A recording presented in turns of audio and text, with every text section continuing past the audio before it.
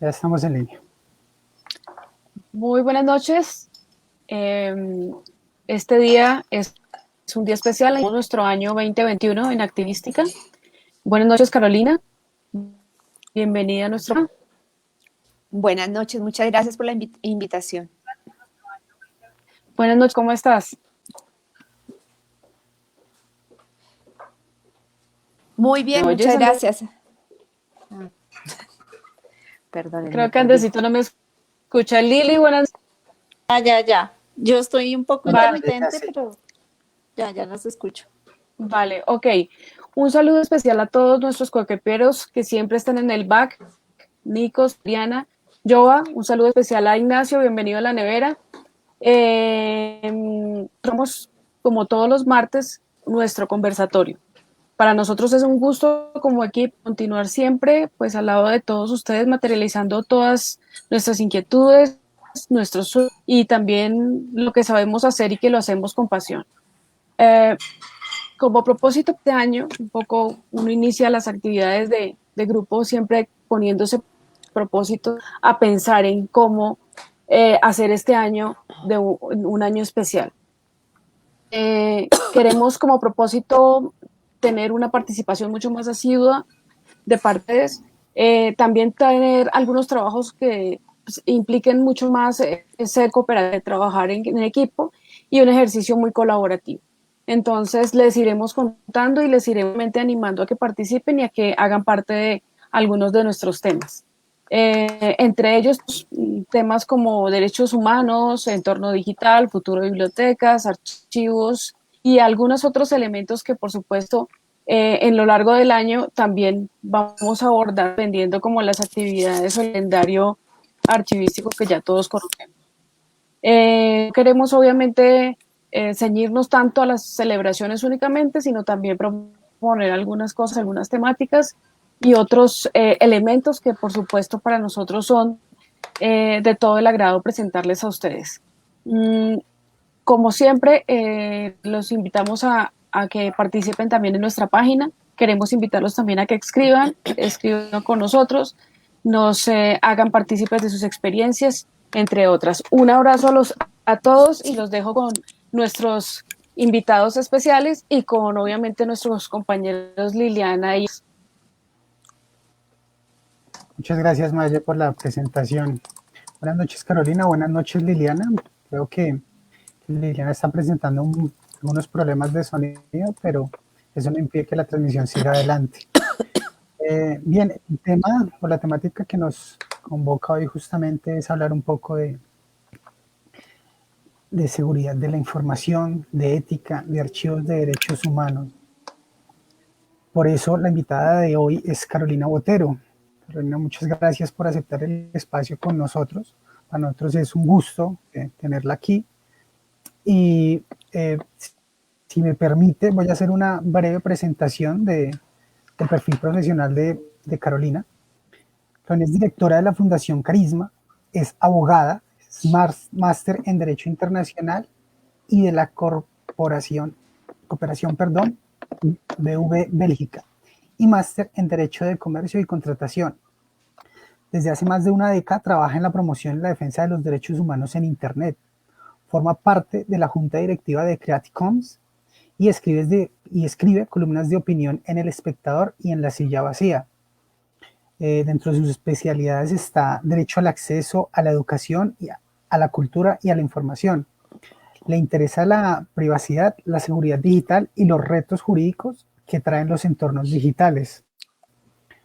Nuevamente, muchas gracias, Carolina, por aceptar la invitación y quisiéramos empezar que le dijera un poco al público, pues parte de la hoja de vida que ya se explicó, pero un poco más a detalle lo que nos convoca hoy, que es justamente los profesionales de información, el tratamiento de datos personales, la ética de derechos humanos, parte un poco, quizás muy brevemente, de su palmarés profesional, de su recorrido profesional.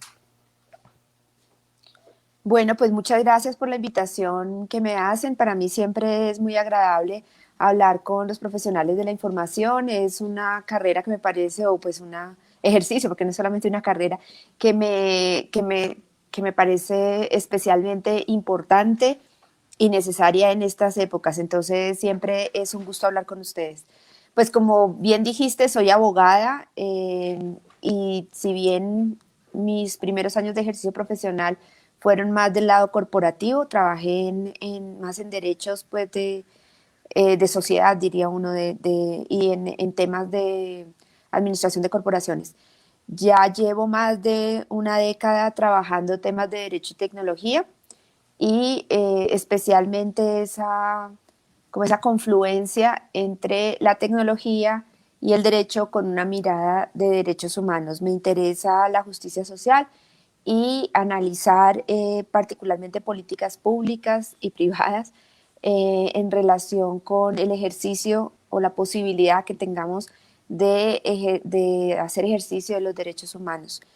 En relación con el terreno de ustedes, pues no sé, es difícil porque yo creo que casi todo lo que hacemos está vinculado con ese ejercicio, pero quizás diría que sí es cierto que durante muchos años he trabajado particularmente el tema de acceso al conocimiento, que está muy vinculado con el derecho de autor y con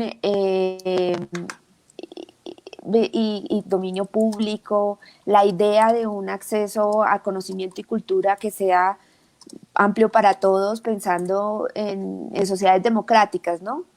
Ese quizás ha sido el énfasis que durante muchos años tuve.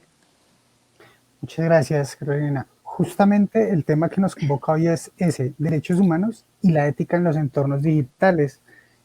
Por supuesto, es necesario estar hablando un poco acerca de la Declaración Universal de los Derechos Humanos. Es conocido para algunos que es un documento que marca un hito histórico, ¿sí? Que fue proclamado y elaborado hace más de 73 años, pero que justamente busca eso, fundamentar la dignidad humana, el valor de la persona y la igualdad de los derechos, hombres, mujeres, pues en todo el mundo, por supuesto.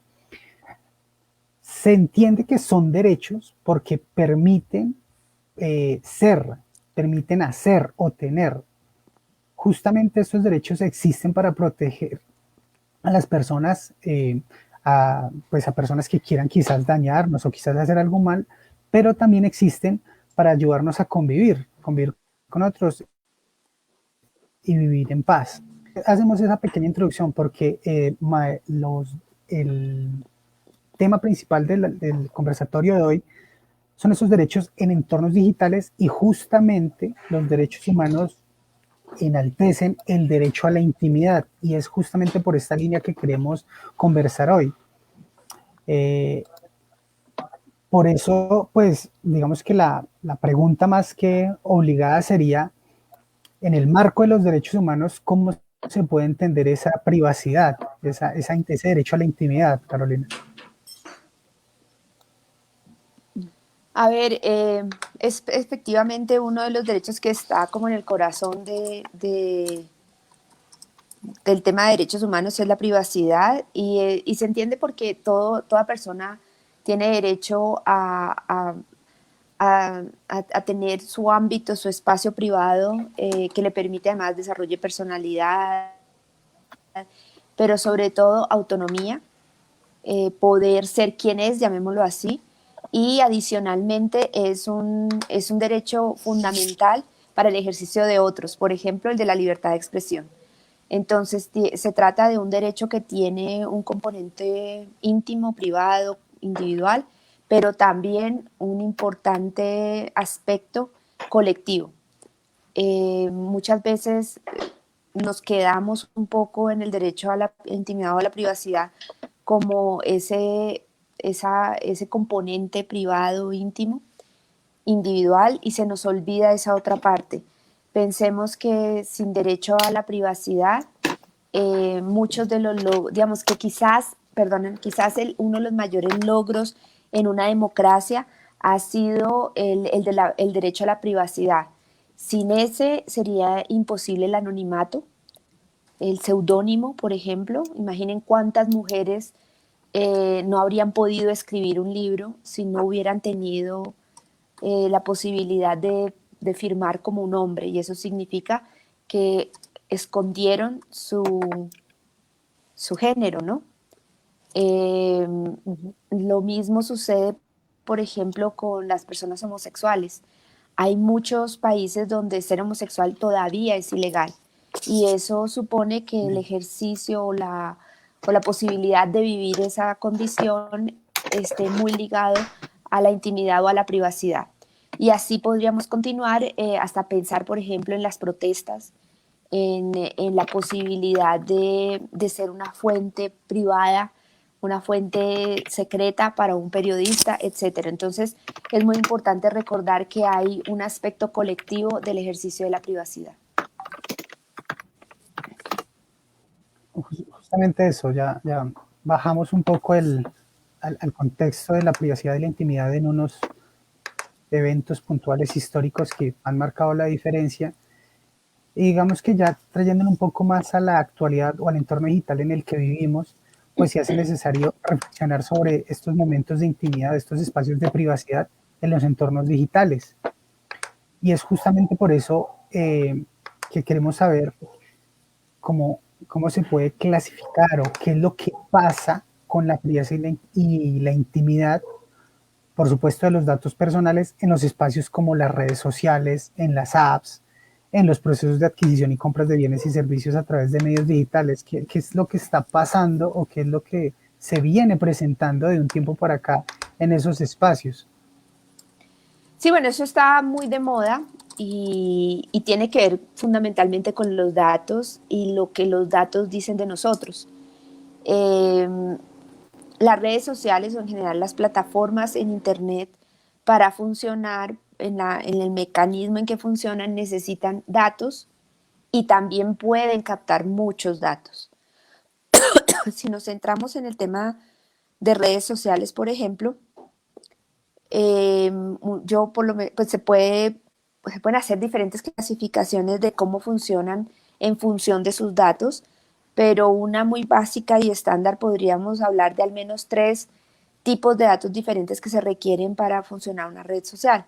El primero es los datos que son de nuestro perfil, digámoslo así, es esos datos que le entregamos a a la red social para que arme nuestra cuenta y entonces diga quién soy, dónde estoy, cuántos años tengo, la foto, etcétera.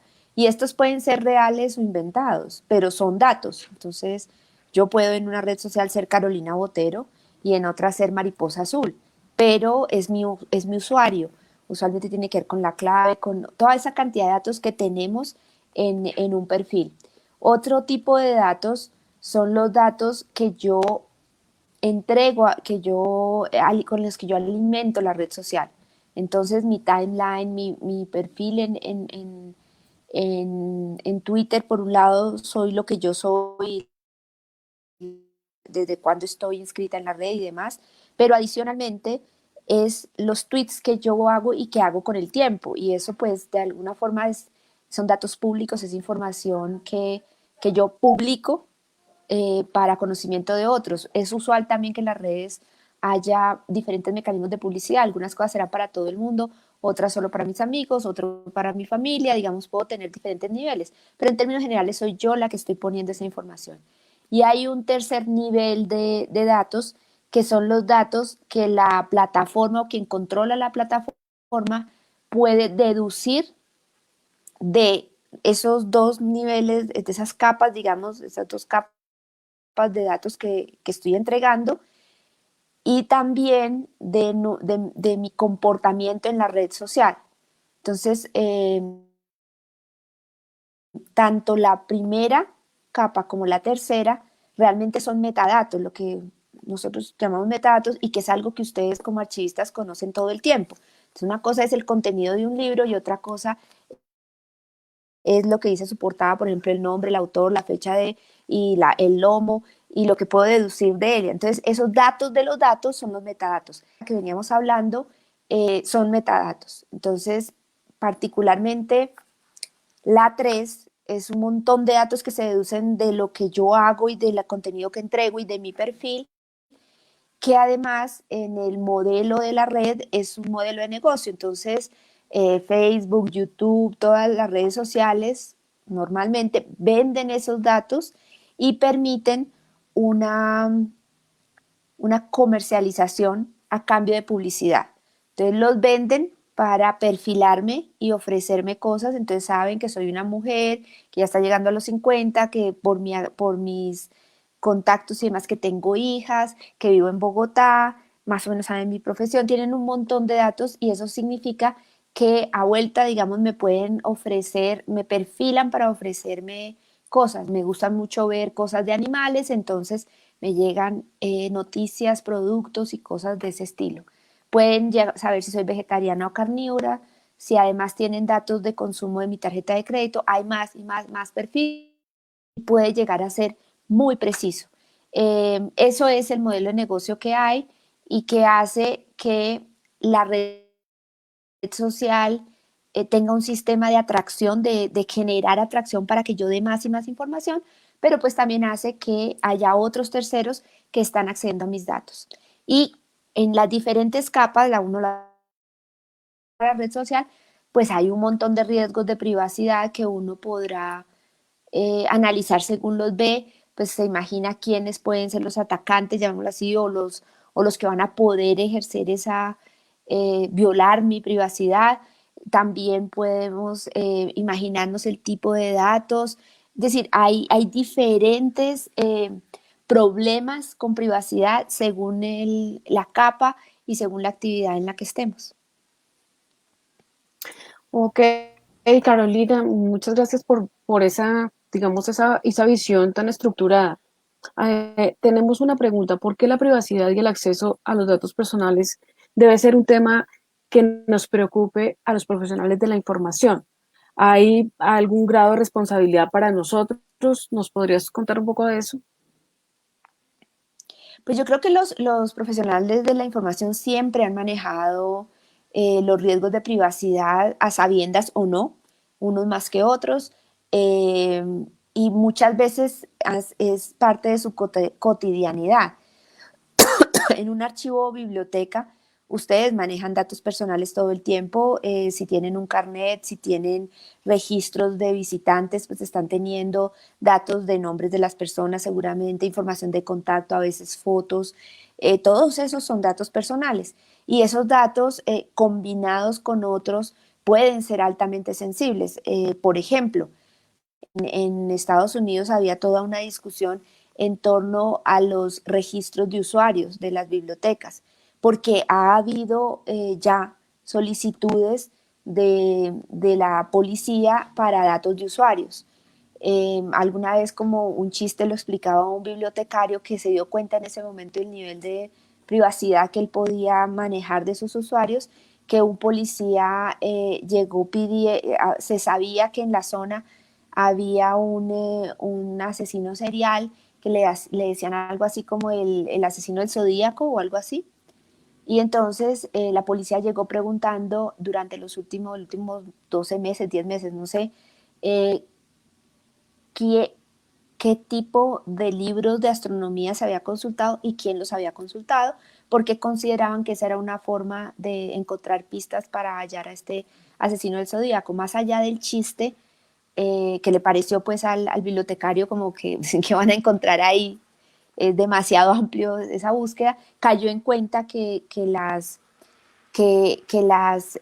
digamos que los historiales de lectura de una persona pues revelan mucho de esa persona, pueden revelar cosas ciertas o pueden inferir cosas que no lo son. Recuerden, por ejemplo, que un profesor de la Universidad Nacional estuvo en un problema gravísimo penal por ser considerado eh, guerrillero, y una de las cosas que le alegaban era el tipo de lecturas, el tipo de navegación que había hecho en la web, etcétera, que lo catalogaban como guerrillero, y él se tomó mucho tiempo en demostrar que lo que él hacía es, como sociólogo o humanista, creo que era sociólogo, pero pues en unas ciencias humanas, era investigación sobre la guerrilla en Colombia. Esa diferencia Sí. que parece tan clara, pues le tomó a él varios años. Entonces, si tú trasladas eso que es un mundo físico normal en los activistas y archivistas al mundo online donde el potencial de tener datos, de recoger datos y de cruzar datos y el big data y no sé qué, es mucho mayor, pues los riesgos son mayores. Entonces los archivistas Están pasando de tener esos riesgos físicos de los que hablábamos, del catálogo, del no sé qué, a tener en sus manos grandes cantidades de información y también mucha información personal. Y creo que el correo de él era Camilo Cienfuegos, si no estoy mal. Y ese fue como una de las etiquetas con las que lo rastrearon. Sí, Bien, más o menos eso. hoy en día se ha sonado mucho el tema de la privacidad a propósito de lo que sucedió con una de las plataformas de comunicación más usada, que es WhatsApp. Algunas personas deciden no compartir sus datos, pero algunos otros no tienen problema en compartir datos. De pronto podríamos, desde tu perspectiva y desde lo que tú nos has contado, podrías explicarnos qué pasó con ese tema de las políticas de privacidad de WhatsApp y nos podrías dar un poco más de luz sobre ese tema. Claro, lo primero habría que decir que aunque en Colombia y en muchos países utilicemos WhatsApp como una red social por la posibilidad que hay de los, eh, de los grupos y demás, no es una red social, es un mecanismo de mensajería instantánea. Y eso es importante porque hay características diferentes. Entonces, en la mensajería instantánea uno espera más privacidad porque lo que hace es enviar mensajes privados, mientras que en la red social lo usual es, mis mensajes son públicos, yo publico para que otros me lean. En la red, en WhatsApp, lo usual y para lo que está diseñada es para que sean mensajes privados. Con los grupos y con otra serie de funcionalidades que se le meten, terminamos usándola como red social, pero es importante recordar que estamos hablando de mensajería privada, porque en mi analogía voy a decir que WhatsApp es un cartero y uno no espera, por ejemplo, que el cartero le lea la carta, mientras que si estuviéramos en una fiesta o en un bar, digamos, donde estamos hablando, aunque yo esté hablando contigo, y sobre todo si hay música y demás, nuestra expectativa de privacidad es menor porque vamos a gritar, vamos a decir cosas, no, es distinto. Entonces es como importante esas dos relaciones. Entonces WhatsApp, yo creo que la razón por la que se convirtió el cambio de políticas de WhatsApp en un problema y en una situación de la que hoy estamos hablando todos, es porque ha aumentado la expectativa de privacidad de la gente en las redes. Sí, pareciera que no es así porque la mayoría de la gente está diciendo, pero si ya sabemos que ellos lo saben todo, entonces, ¿qué importa? Sí. Pero resulta que no, que el que haya escándalo significa que hay mucha gente que sí está preocupada y que quiere entender el problema. Entonces, lo primero que habría que decir es que el cambio que hace WhatsApp no es un cambio de 180 grados, no fue que el día, creo que ya no va a ser el 14 de febrero, sino va a ser como en mayo, el cambio de las políticas, no significa que el día antes y el día después nuestro mundo cambió de un día para otro, pero sí los cambios que se van a ver van a contribuir a ese cambio de 180 grados que muchos de nosotros sabíamos que iba a suceder. 2014 WhatsApp era una aplicación de unos innovadores de Silicon Valley que la tenían. La compra Facebook y lo primero que WhatsApp dice, esto nunca va a cambiar, y Facebook promete que no va a cambiar, o sea que WhatsApp va a seguir siendo privada, que no va a haber publicidad y que no se va a conocer sobre esto. La primera vez en 2014 hubo un cambio de política en donde dijeron, no, sí necesitamos compartir unos datos con Facebook y algunos de los metadatos, digamos, evidentemente el perfil lo vamos a compartir con Facebook y unas cositas chiquiticas de esa tercera capa. Pero no se preocupen que no es más. Sin embargo, a los que ya estábamos en esa herramienta, nos dan un mes para decidir si queremos o no. La mayoría decimos no, decimos sí, pero a los que entraron después de esa fecha no les dan la opción. Lo que sucedió ahorita es que, siendo WhatsApp parte de la familia Facebook, entonces nos están diciendo, vamos a integrar los servicios para poder dar más y mejores servicios en nuestra familia, en Instagram, en Facebook. Si sabemos más sobre ti, podemos ser más eficientes en los servicios, en las cosas que te ofrecemos. 2, vamos a recoger más metadatos. Entonces, en esa tercera capa, más de lo que sabemos lo vamos a compartir entre nosotros para nuestro modelo de negocios, que es vender publicidad. No te preocupes, WhatsApp, no te vamos a mostrar publicidad, pero sí vamos a usar tus datos y lo que sabemos de ti para vendérselo a otros. Y 3, vamos a impulsar mucho más el modelo de WhatsApp as a Business, que es lo que las empresas pueden utilizar y tener algunas funcionalidades. Entonces, lo que tú haces a través de WhatsApp as a Business también va a entrar a formar parte del negocio de Facebook y toda su familia. Entonces, a mí me parece que hay una forma muy fácil de entender eso, o más fácil, llamémoslo así, y es y entender por qué hay gente a la que le importa y gente a la que no, que eso pues también se entiende.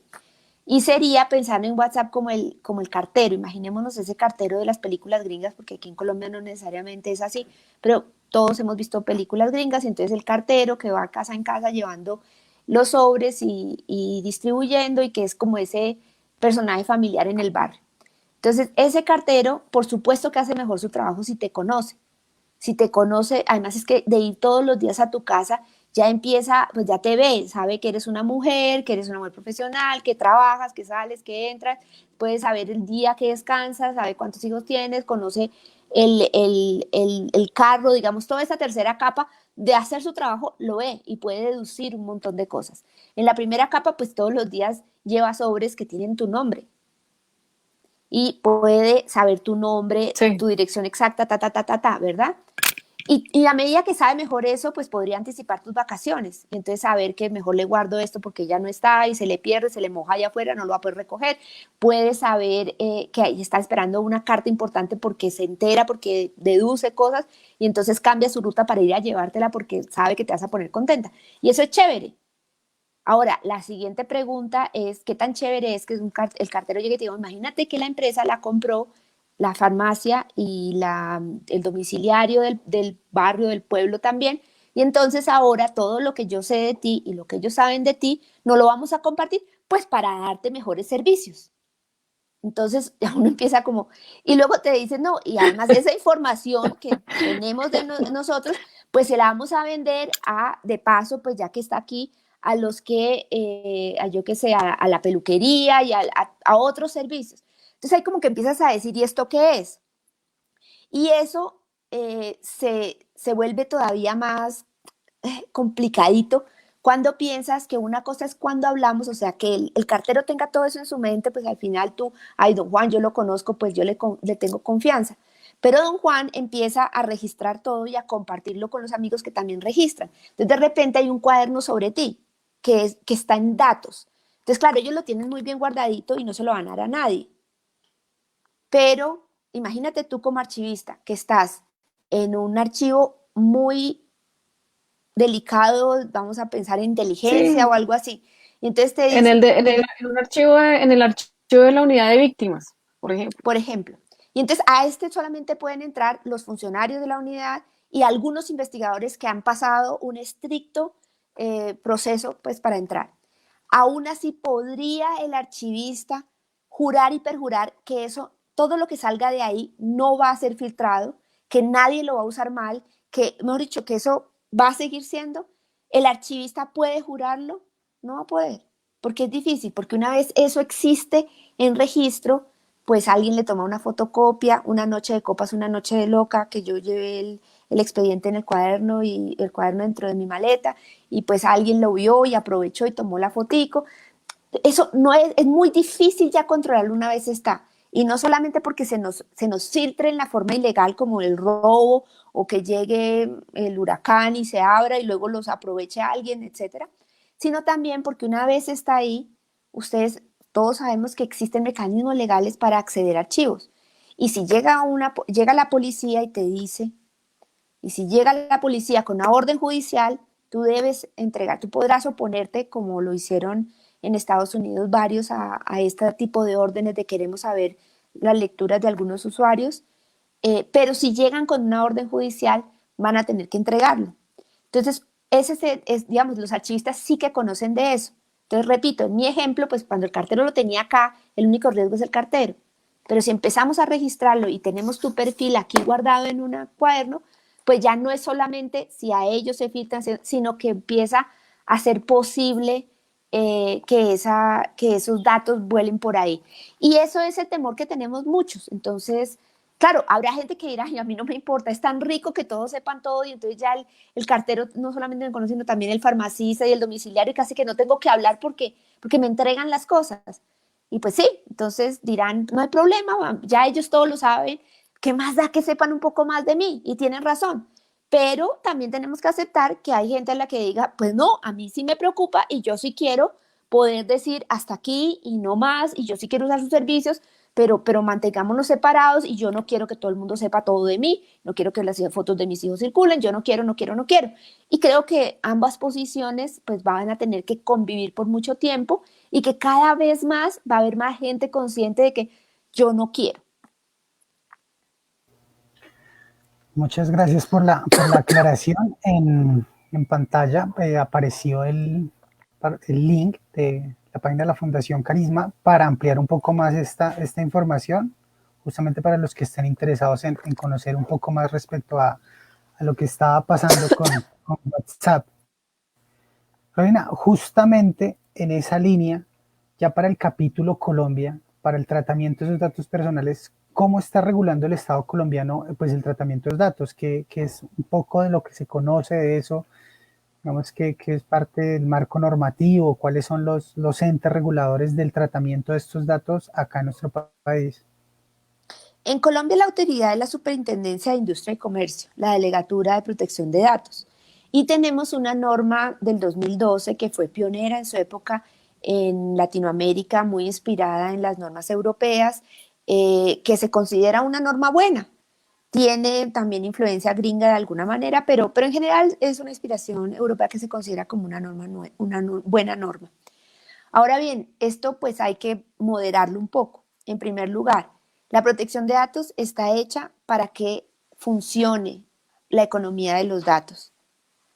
Es decir, lo que se hace es generar unas protecciones, unas garantías para que los datos puedan circular y puedan ser parte de esa economía digital. Por tanto, pues tenemos que pensar en eso, o sea, es un buen mecanismo, pero aquí en cualquier lugar va a ser un mecanismo para que las empresas consigan la manera de hacer esta venta, esta comercialización de datos personales. Dos, la norma colombiana es incluso anterior a lo que se llama en Europa la GDPR, que salió hace apenas 2 o 3 años, 4 tal vez ya, que precisamente sí es un poco la respuesta porque la ley de protección de datos fue más inspirada en los problemas como de los bancos, de las carteras morosas, de esas listas negras, y de esa Internet del principio donde todavía no era tan claro este potencial del Big Data y demás. La GDPR en Europa sí busca un poco más atacar este problema y Colombia pues ya no, digamos, no tiene ese nivel de protección de Europa. De hecho, eso se nota como simplemente el propio ejemplo de WhatsApp no sirve. El cambio de políticas de WhatsApp funciona para todo el mundo menos Europa y en algunos aspectos Brasil. Brasil porque tiene una norma muy nueva que incluyó algunas protecciones de la GDPR, no todas, pero algunas. Entonces, de plano, el WhatsApp excluye a la Unión Europea y a Brasil de sus normas, lo que nos muestra que todos los demás países tenemos una legislación que es como mínimo más permisiva. Eso, sin embargo, pues significa que tenemos una ley, que la ley deben cumplirla las empresas y de hecho la Superintendencia de Industria y Comercio hizo una solicitud, una serie de preguntas a WhatsApp para revisar si sí o no cumple con las normas. Hay países, entiendo que India y Turquía, por ejemplo, también ya dijeron que querían revisar si cumplían las normas y seguramente van a hacer análisis. Eso por una parte. Ahora, por otro lado, es muy difícil, y no lo dice Carolina desde Colombia, lo dicen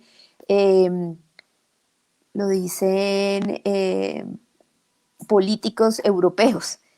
Es muy difícil hacer cumplir a empresas grandes, a lo que se llaman las GAFA, que es Google, Apple, Facebook y Amazon. Esas grandes empresas de Internet, por su tamaño, por su peso económico, pues es muy difícil hacerlas cumplir. Ha habido, digamos, la gente incluso lo dice por las multas que se le han puesto en la Unión Europea a Facebook o a Amazon pues la gente dice eso es una fracción muy pequeña del dinero que ellas Sí, ganan, la pagan y ya fue. Entonces también hay que reconocer que estamos en una posición geopolítica difícil. Es probable que si consiguiéramos hacer como una alianza de autoridades de protección de datos de América Latina, pudiéramos aumentar un poco la fuerza en ese sentido. Pero pues vamos a ver, la Superintendencia de Industria y Comercio inició una investigación, veamos qué hace, qué consigue y que este escándalo también, como les digo, llamó la atención de muchos. De repente esa fuerza pues genere algunos cambios diferentes, pero sí, protección de datos, ley de protección de datos. tengo una pregunta que va dentro de esta misma. Discúlpame, Andrés. Yo hago esta consulta con Carolina. Cuando uno entra a un edificio o a una entidad del Estado, quien te recibe no es el Estado, es un proveedor de un servicio de seguridad privada que trabaja para el Estado. Pero ellos tienen un software o una plataforma o incluso un cuaderno en el que registran tus datos. Es decir, que incluso en algunos te piden la cédula, tienes que entregar la cédula física y ellos escanean el código que está en el reverso de nuestra cédula. Nosotros sabemos que en la cédula hay información que se considera de carácter sensible, ¿cierto? Que tiene que ver con la expedición de la cédula y con temas de morfología y otras cosas. Y esto es una práctica común. Básicamente no te dejan entrar si tú no entregas la cédula, cuando el documento es un documento pues privado, y que tendría una información que estaría, digamos, de cierta forma expuesta. ¿Tú qué crees de eso y el Estado colombiano cómo lo regula? Yo reconozco que en Carisma hay gente que es más experta que yo en protección de datos. Vamos a ver cómo me va respondiendo, pero pues hasta donde me acuerdo, la cédula es un documento, no es un documento privado y de hecho el número de cédula y demás se considera un dato público, es privado si está asociado con otros. Pero digamos, tú tienes toda la razón que al momento en esa práctica que hay en las oficinas, en los conjuntos residenciales y demás, te estás entregando un montón de información que de nuevo, combinada con otras, es altamente sensible. Existe ya incluso una circular, unas recomendaciones de la Superintendencia de Industria y Comercio sobre cómo tratar estos datos y yo creo que muy pocos lo cumplen. Nosotros hemos comprobado, por ejemplo, en algún edificio al que fuimos, que nos hacían poner la huella y de acuerdo con la política de protección de datos decían que la borraban cada tanto y eso no era cierto, no podía ya no pasar por ahí sino ir y con la huella podía abrir la puerta y entrar. Y eso es un descuido y sin duda si tienen ese descuido tienen cualquier otra cantidad, porque entre otras, después de que tienen los datos y los puedes almacenar, guardarlos es muy difícil, costoso, el mantenimiento, es decir, no es tan fácil y la gente suele caer en ese tema. Entonces ahí había, además de decir eso, también la propia ley tiene que hay uno que es el responsable y otro que es hay dos, ahorita no recuerdo el otro nombre, pero digamos, aunque tengas una empresa privada de seguridad, que es la que la recoge, él será el que hace el tratamiento, es no me acuerdo la palabra que utiliza la ley, pero el responsable va a ser la entidad pública. Eso no puede quitarse esa responsabilidad porque lo haga un tercero, porque él lo contrata y él tiene la obligación no solamente de decirle cómo debe hacerlo, sino además vigilar que lo haga bien. Luego no podría, tú le estás entregando es al Ministerio de Desarrollo, de Comercio, al edificio en que estás entrando. Y estos otros son operadores de ese pedazo nada más. Ahora, ahí es muy importante lo que te decía, o sea, como que en cada caso es muy importante entender los actores que están involucrados, el tipo de datos que entregamos y el tipo de riesgo que tenemos. Entonces, este ejemplo que tú pones, lo podemos analizar de esa manera, pero no es equivalente al que ponemos en una red social. O sea, incluso la red social yo puedo decidir que entrego o no entrego mi información. No, en principio no hay un riesgo, no hay una consecuencia en eso, sencillamente pues yo no estoy en Facebook y ya está, o no entro en Twitter. En cambio, por ejemplo, en el caso que tú me pones, y si yo tengo que entrar ahí para ejercer un derecho y me piden el documento y yo no quiero, ¿qué pasa? Digamos, ahí también empieza a haber un problema.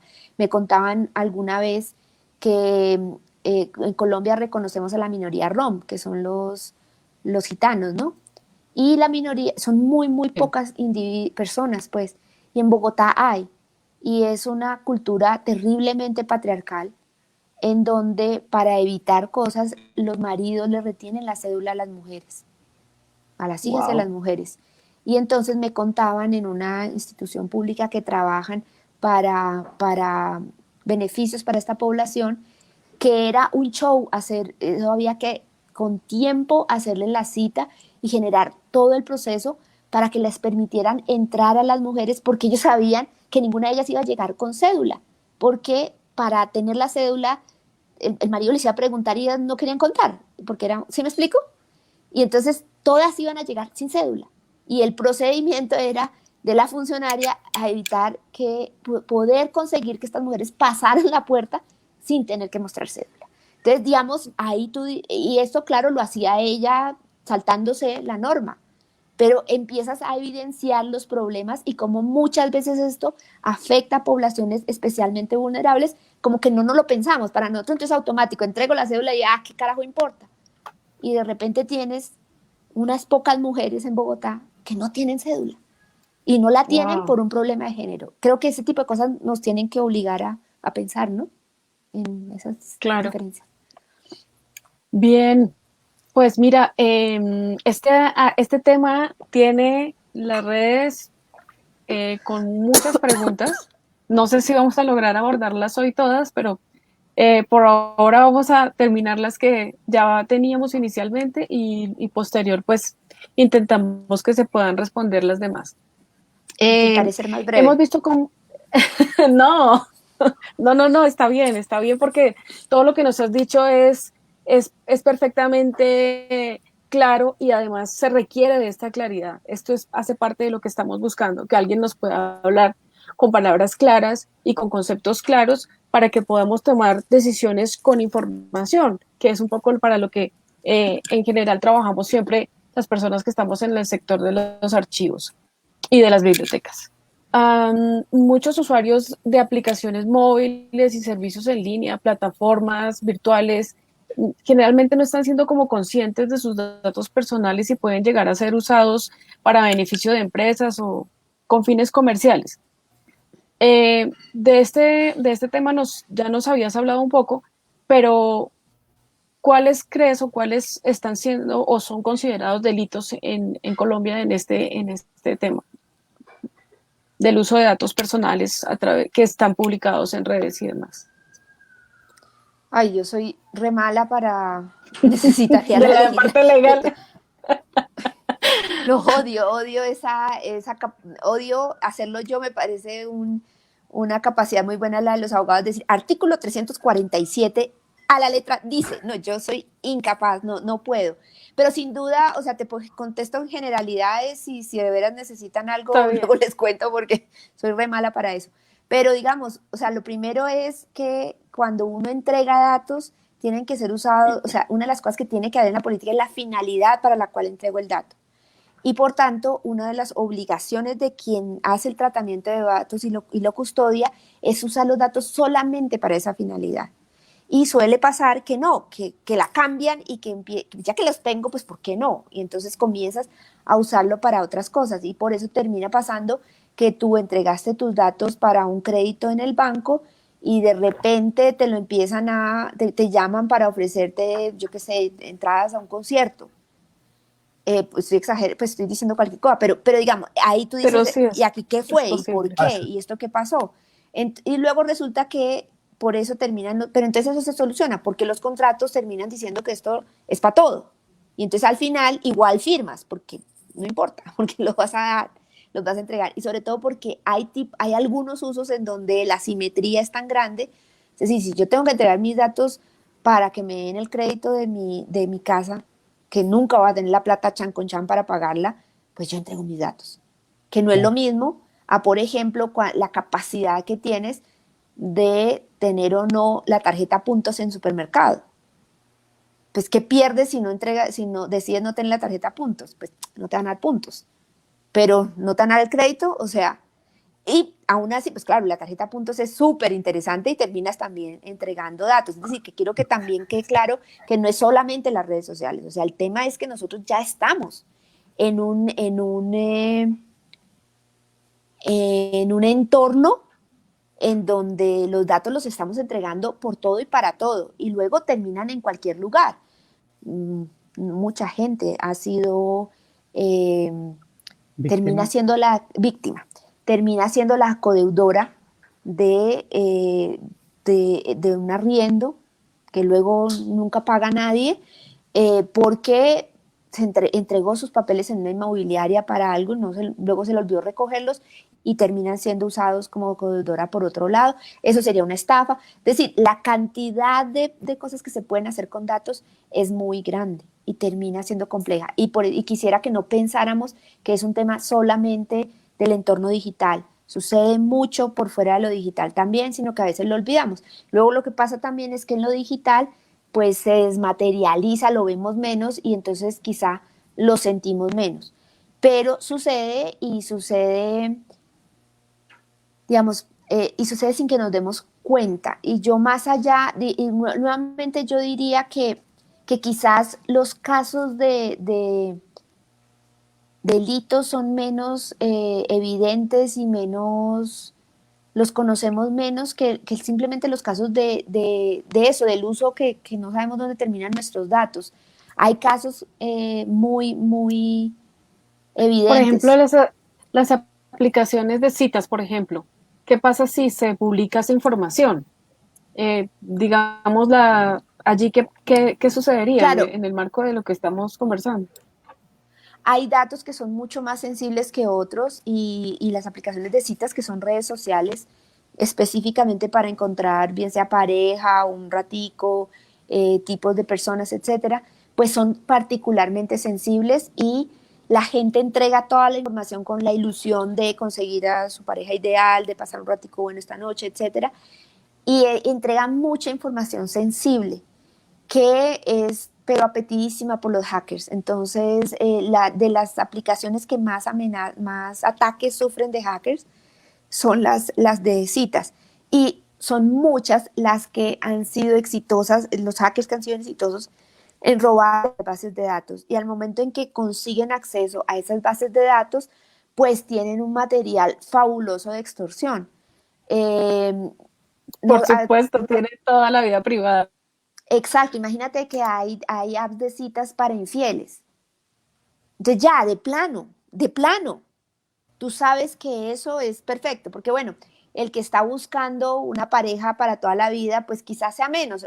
Sin duda te van a robar y te roban un montón de información. No es, lo que quiero decir es que si lo que quieres es extorsión, pues ese tipo de apps donde la comunidad LGBTI se encuentra, o las de infieles, pues son especiales porque sabes que ahí hay muchos secretos y que teniendo esas bases de datos pues hay capacidad de extorsión. Muchos de nosotros hemos recibido el correo ese donde nos dicen que yo sé lo que estuvo haciendo usted anoche y le tengo los videos grabados de cómo entra a páginas de pornografía y se masturba y no sé qué, y si usted no me consigna no sé cuántos bitcoins, voy a publicar esa información.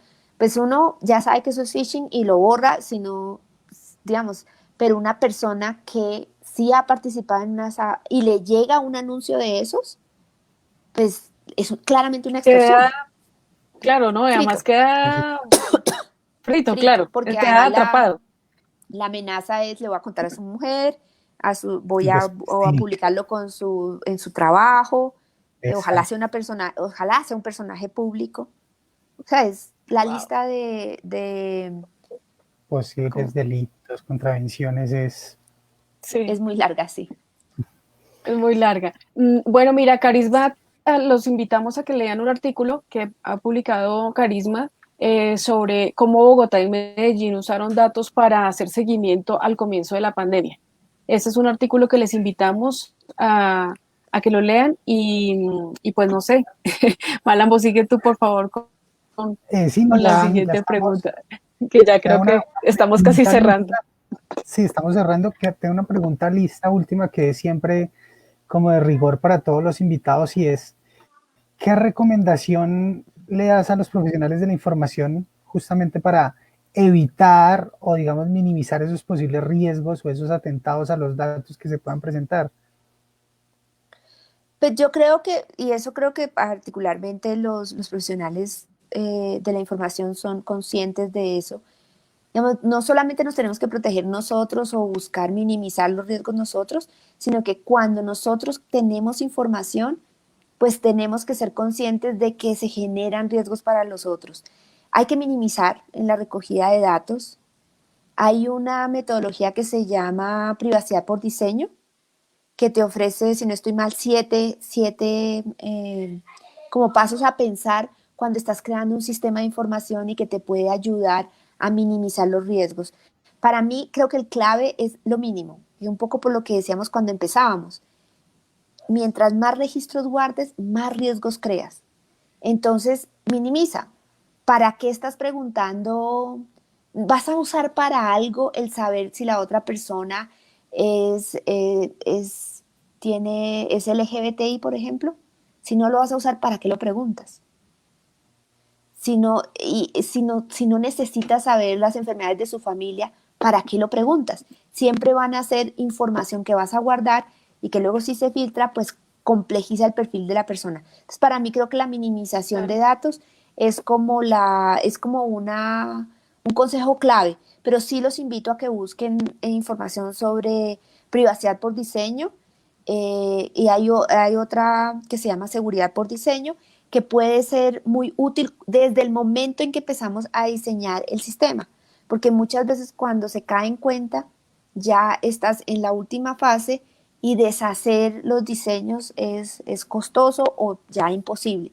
Entonces, desde el momento en que estamos pensando en un sistema de información, es bueno pensarse en privacidad y seguridad por diseño. En el diseño, incorporarlo. Por ejemplo, en estos días también leía un artículo sobre las bibliotecas y no me acuerdo qué bibliotecas en Estados Unidos, en un estado de Estados Unidos, los bibliotecarios se habían tomado la decisión de que iban a empezar a borrar los registros de los usuarios cada año, que no iban a guardarlos, que habían caído en cuenta pues que ellos tampoco era que lo necesitaran para mayor cosa, que las estadísticas y demás las sacaban y quedaban ahí, que iban a borrar, de modo que de plano no iban a tener esa información. Que un poco es lo que Claro. es el no tenerla hace que no tenga riesgo. Piensa, por ejemplo, volvamos al caso de WhatsApp. Recordemos que las 3 capas de información que les dije. La segunda que es los mensajes. WhatsApp tiene cifra el canal, es decir, no puede abrir el mensaje mientras esté circulando. Él te garantiza que desde que lo envías y hasta que la otra persona lo recibe y lo abre, nadie más puede verlo porque está cifrado.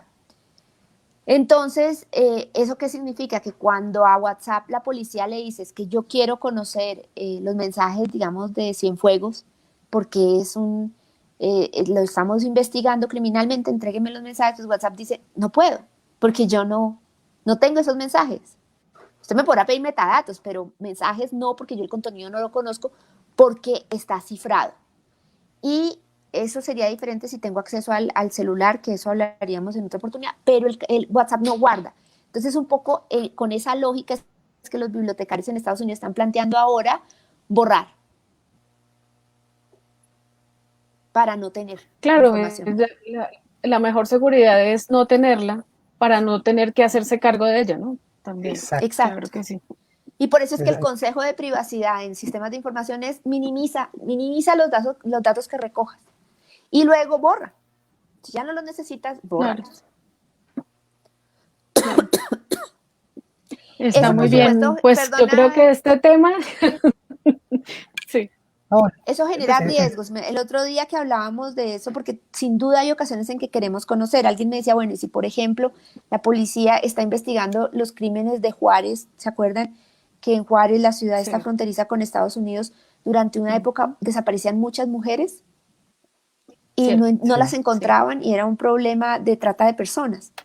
Y la policía estaba investigando y entonces decían, si usted no nos permite acceder a los datos porque querían tener acceso a los celulares, a los datos de los celulares de las mujeres para poder saber el último lugar y reconocer digamos, por dónde había estado y a ver hasta dónde para poder reconstruir los últimos días y hasta dónde llegara la señal. Y claro, eso tiene todo el sentido, pero entonces decíamos, porque si lo van a, entonces tú podrás decir entonces durante 2 meses, o quizá en este lugar, o sea, disminuye, no, para conocer ese caso no necesitas recoger los datos de todos los mexicanos por 10 años.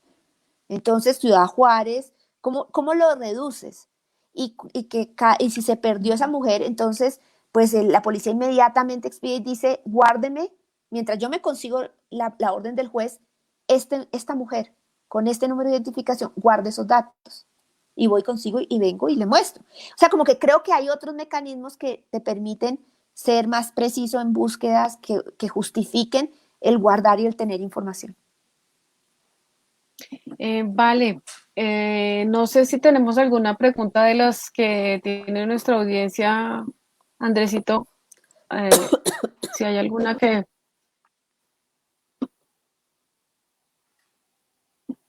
No te escuchamos, Andrés. Perdón, si tenía silenciado el micrófono. Pregunta Oriana, dice, desde hace mucho tiempo el término metadato es reconocido en el ambiente de la ciencia e información, específicamente en el ambiente editorial. Se ha dado apertura al conocimiento a partir de su tráfico en diferentes bases de datos y gestionado por diferentes monopolios editoriales que hacen bibliometría y otras mediciones, que condicionan las políticas latinoamericanas en temas de indexación, por ejemplo. ¿Cree usted que en un ambiente científico de países del tercer mundo, el poner disponible toda la información que se produce en estas investigaciones es contraproducente para el propio desarrollo y la autonomía, dado que nuestro poco conocimiento de los datos que se manejan y no saber qué hacer con ellos le da cierta ventaja y hacen que nuestros datos algunas veces pues sean descartados? Yo soy una activista y fiel creyente en el acceso abierto, que es lo que ella está hablando en el contexto de bibliotecas y sobre todo editoriales científicas, digamos, editoriales académicas. Soy fiel creyente, creo que el conocimiento debe circular lo más posible, que solamente así podemos aumentar incluso nuestra visibilidad y los metadatos debe ser posible accederlos cualquiera y hacer esos análisis. Entiendo que existe un problema de una asimetría muy grande de un modelo de negocio que se creó en torno a la producción académica y me parece que en todo caso el mayor o el principal culpable de que tengamos esos monopolios pues es también el Estado, que ha permitido y ha valorado solamente eso. Entonces la indexación se terminó convirtiéndose en el gran valor y no se valoraron otro tipo de forma de medir producción académica. Pero digamos, creo también en la pregunta hay varias cosas mezcladas que uno tendría como que separar. Hay ocasiones en que se justifica, digamos que un principio del acceso abierto es lo más abierto que se pueda y las menores restricciones que se necesiten. Y sí, en ocasiones hay que cerrar por diferentes motivos, incluido el hecho de que sean datos sensibles, pero también, por ejemplo, poblaciones vulnerables. El conocimiento indígena va a requerir un manejo diferente y requiere sobre todo el consentimiento de la comunidad. Debe respetarse hasta último momento el derecho a decir no de la comunidad. Pero yo creo que entre académicos que tienen una cultura occidental, llamémoslo así por ponerle un nombre, lo que debe primar es el acceso abierto y lo que tendríamos que estar es pensando en cómo rompemos allí también esos monopolios que negocian con esos ese conocimiento, no solamente los metadatos, sino los contenidos y demás, y generan unos valores exorbitantes que afectan sin duda el ecosistema del conocimiento. Hay que también considerar, por último, que el acceso abierto precisamente nace en contra de esos monopolios. Ya no es que tú te enfocas en la pregunta mucho en el metadato y entonces en la posibilidad de hacer infometría y demás. Yo aquí me refiero más al contenido. Acceso abierto nace como una respuesta a los monopolios de las bases de datos, precisamente para conseguir que nuestro conocimiento circule en las bibliotecas y nace en las bibliotecas. Después, sin duda, al perder un poco este nicho, lo que se dieron cuenta estos grandes negocios es que ellos tenían la capacidad que no tenían los demás de hacer infometría y de generar esos valores agregados. Me parece que digamos, el gran reto que tienen nuestros países hoy en día y nuestros gobiernos, que el problema es que no estamos haciendo nada para eso, es cómo creamos sistemas propios que nos permitan hacer esa explotación y que esto sea, sea un bien común y responda al interés público que debe tener el conocimiento y no al interés privado exclusivo de empresas grandes que terminan con estos grandes monopolios. Pero lo lamento, eso es un tema absolutamente diferente del que era hoy y no sé cuántos me entendieron ni si yo, ni siquiera si me entendí yo sola. No, nada. Mira, Carolina, estamos de verdad muy, muy contentos de haberte tenido como nuestra invitada especial el día de hoy, porque nos has dado muchísima información, mucha luz acerca de este tema, que si bien es cierto, es desconocido para muchos y totalmente claro que necesitamos abrir mucho más espacios para que haya un entendimiento sobre este derecho que también es un derecho sobre nuestra información y que por supuesto como desde nuestro ejercicio activístico pretendemos generar una conciencia. Creo que ya este ejercicio ya está en su etapa y momento final. Gracias Andrés por ser coequipero en esta entrevista. A Lili, un abrazo. Sabemos que tú habrías estado aquí muy contenta de hacer este ejercicio, pero infortunadamente el Internet le jugó una mala pasada el día de hoy. No sé si quieres agregar algo más, Andrés, invitarlos a todos a que repliquen y a que vean nuevamente este video. Y por supuesto, a Carolina, mil gracias y esperamos también tenerte de nuevo en este espacio. Están las puertas abiertas para ti. Muchísimas gracias por la invitación. Fue un gusto estar acá y espero que se me haya entendido la mitad. Hasta luego. Muchas gracias, Carolina. Gracias a todos por estar conectados. Pueden seguir consignando sus preguntas en el post de esta transmisión. Las trataremos de contestar todas y si no, enrutaremos a la invitada para que nos ayude a responder un poco más esto. Invitación a que nos sigan en todas las redes sociales con @activística y por supuesto que también se pasen por la página web de la Fundación Carisma, ya que tiene información valiosísima, mucha información de valor. Como le decías tú, da muchas luces en estos temas que, si bien son nuevos y sonados ahora, siempre han sido muy coyunturales. Mil y mil gracias, Carolina, mil gracias al equipo de Activística, gracias a todos los que se conectaron y nos vemos el próximo martes. Que estén muy bien, muchas gracias a todos. Hasta luego. Hasta luego.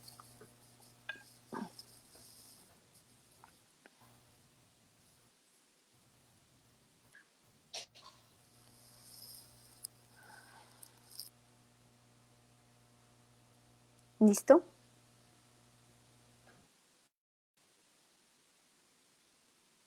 Bueno, hasta luego.